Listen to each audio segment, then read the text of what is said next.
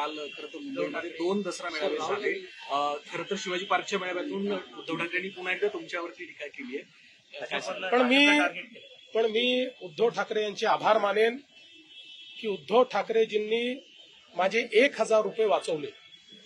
कारण मी आव्हान केलं होतं की उद्धव ठाकरे यांच्या भाषणामध्ये विकासाच्या संदर्भातला एक मुद्दा दाखवा आणि 1,000 रुपये मिळवा.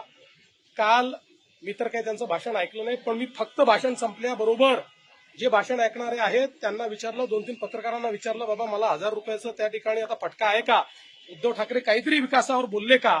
अख्ख्या भाषणामध्ये विकासावर ते एक मुद्दाही बोलले नाहीत. ते बोलूच शकत नाहीत. त्यामुळे ते अदवा तद्वा बोलतात.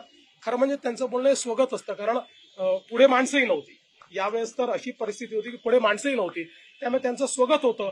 पण तरी देखील त्यांचे आभार मानतो की त्यांनी नेहमीच्या पद्धतीने लोकांच्या संदर्भात, विकासाच्या संदर्भात, लोककल्याण कसं करणार, राज्याला पुढे कसं नेणार, बीएमसीला पुढे कसं नेणार, याबद्दल अवाक्षरही न काढता मी जे बोललो ते सत्य करून दाखवलं आणि माझे 1,000 रुपये वाचवले, त्याबद्दल आभार.